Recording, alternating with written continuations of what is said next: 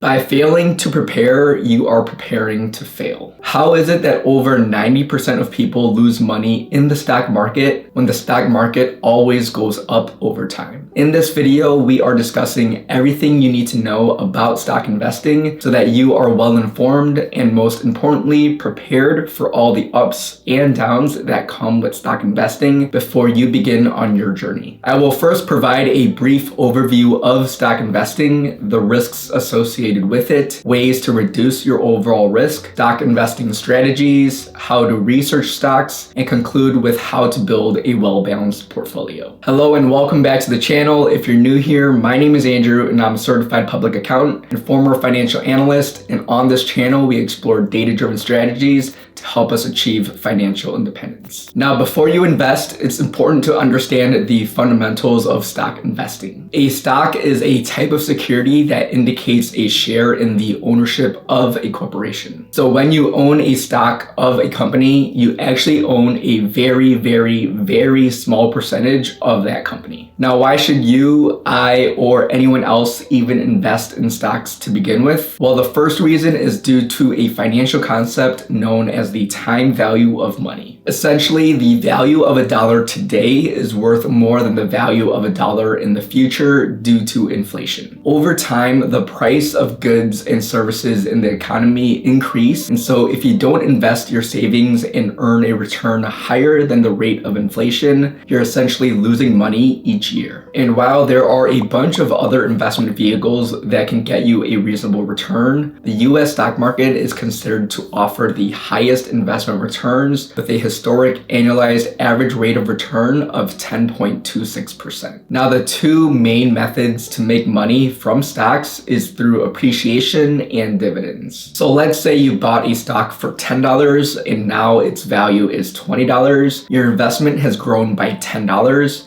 That's appreciation. Now, many stocks also pay dividends, which are distributions of profits by a company to its shareholders. For example, if you own a stock that's priced at $50 and the company offers a 5% dividend yield, you would pocket $2.50 every year. Now, with any opportunities for reward, there are risks involved as well. The purpose of highlighting these risks are not to scare anyone away from investing in stocks, but to make sure you understand the various kinds of risk before navigating the investment world.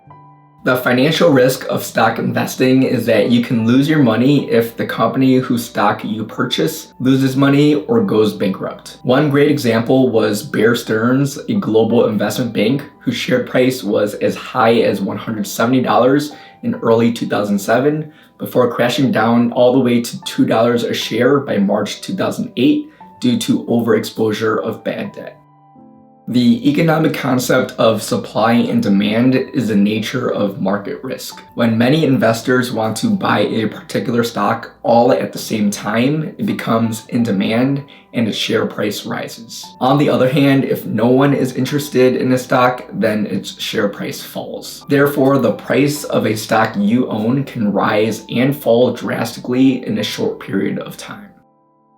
The risk involved with investing in stocks isn't always directly related to the investment itself. Sometimes the risk can be associated with the investor's personal circumstances. This becomes a huge concern if you invest more than you can afford and don't have an emergency fund to handle unexpected expenses. If you experience financial difficulty for any reason and need money during a time when your stocks have declined in value, you may have to sell your stocks and realize those losses.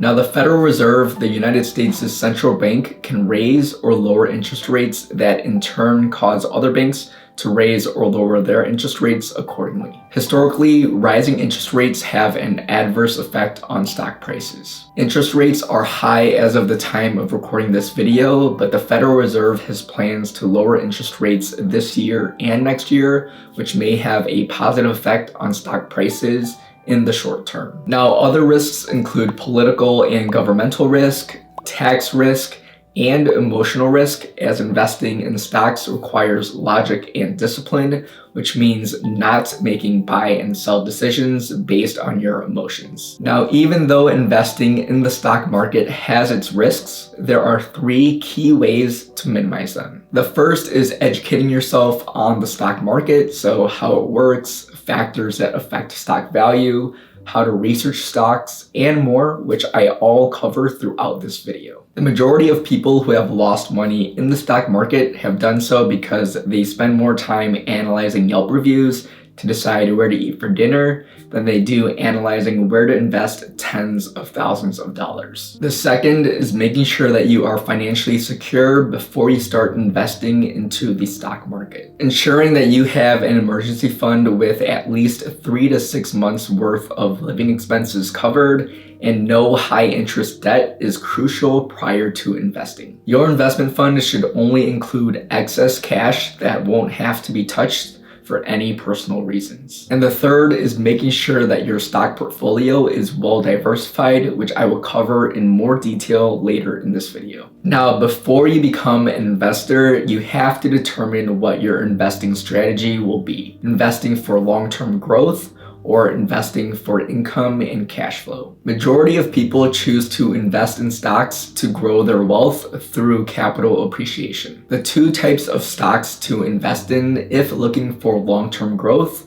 are growth stocks and value stocks. A stock is considered a growth stock when its revenue and earnings are expected to grow at a faster rate than the average growth for the market. Value stocks, on the other hand, are stocks that are priced lower than the value of the company. Growth stocks tend to be better prospects for growth in the immediate future, but value stocks tend to have less risk and steadier growth over the long term. I will speak more on specific fundamentals to look for in both value and growth stocks shortly. Now, those looking to invest for income and consistent cash flow tend to focus more on dividend-paying stocks, which are also known as income stocks. A dividend is quoted as an annual dollar amount or percent yield, but is usually paid quarterly. So for example, if you owned a stock that paid dividends of $4 a share, you would most likely get paid $1 each quarter. If, let's say, you had 200 shares of this stock, you would be paid $800 every year or $200 each quarter. Dividend investing is well suited for people who are 1, conservative or risk-averse investors who have a slow and steady approach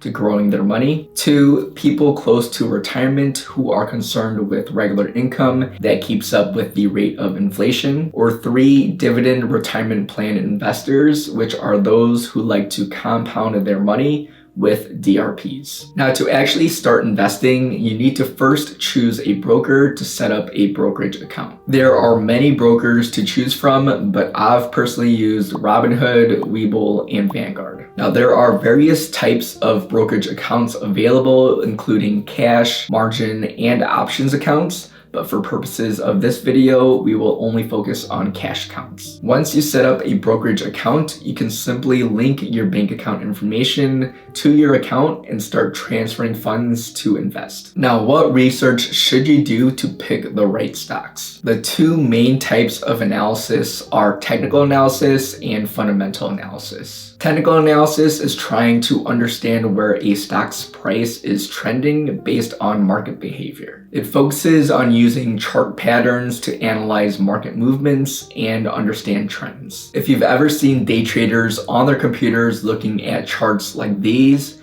they are performing technical analysis. Now, for the majority of individuals, including me, we should look at stock investments as a long-term play and perform fundamental analysis on companies by looking at their financials, management, and competitive advantages. When it comes to analyzing a company's financials, you want to primarily look at the balance sheet and the income statement. A company's balance sheet provides a financial snapshot of the company by comparing their assets, or what they own, against their liabilities, what they owe, to provide you their net equity or net worth. You want to compare a company's balance sheets to the previous year, which we call comparative analysis, to get a better picture of the company's progress or decline over time. Has the company's cash and cash equivalents gone up year over year? Is their debt growing at a faster or slower rate than the company's assets? Is the company's equity higher or lower than the previous year? Ideally, the company's cash position improves year over year, their assets grow at a faster rate than their debt, and the company's equity consistently rises each year. Now, the company's income statement provides you information on the company's ability to generate profits. A few specific things to look out for are whether sales are increasing year over year, whether the company's expenses are rising at a higher or lower rate than the company's sales, how much the company is spending on research and development, and if the company's profit margin trends are improving or declining. A strong company should show consistent earnings growth year over year while still investing into R&D,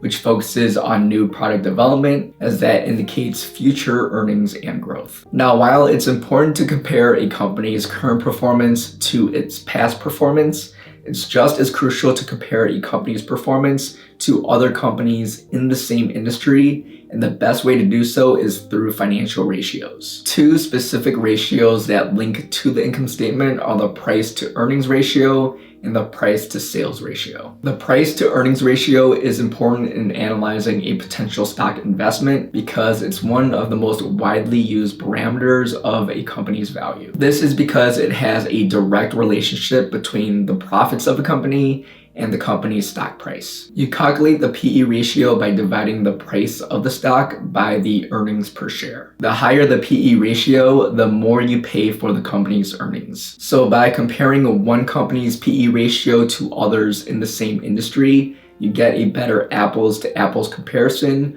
on how the stocks are currently trading compared to each of their earnings. Now, the price to sales ratio is a company's total market value divided by its total sales for the last 12 months. Again, it's important to compare one company's PSR with other companies in the same industry so that you can get a better idea of the company's relative value. Now, in addition to looking at a company's financials, learning about a company's executive leadership is just as important. These are the individuals who steer the ship, and so the competence, integrity, and leadership abilities of the executive team have a direct correlation with the company's success or failure. I've often looked at a company's website and checked the LinkedIn profiles of the company's management and board of directors to get a better understanding of their backgrounds. A quick Google search on key executives can also provide recent news, articles, and background about each member. Lastly, it's important to identify what competitive advantages, if any, the company has. Essentially, is there a differentiating factor about a company compared to its competitors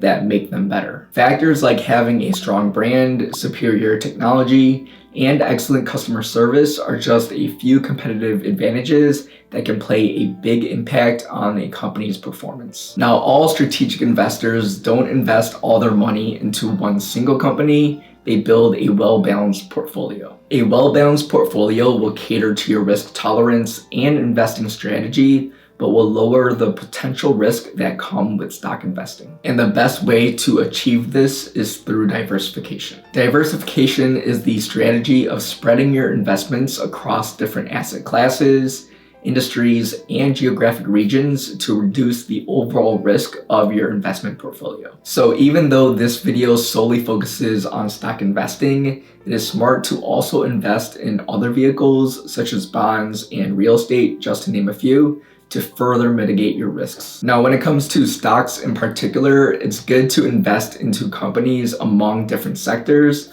whether that be tech, consumer staples, healthcare, energy, etc., because it can help protect you against any one sector lagging behind the broader stock market. For example, during the pandemic, the air transportation industry, a subsector of the industrial sector, was hit extremely hard, while the healthcare sector benefited in many cases. Ultimately, certain sectors of the economy perform better and worse at different stages of the business cycle, And so it's important not to put all your eggs into one basket. As you can see, stock investing requires a lot of time and effort and should not be looked at as a get-rich-quick scheme. If you want to pick your own stocks to invest in, be sure to perform extensive research and diversify into several different sectors and regions. If you don't have the time or energy to go through all the steps in this video and regularly review your portfolio and make any necessary changes,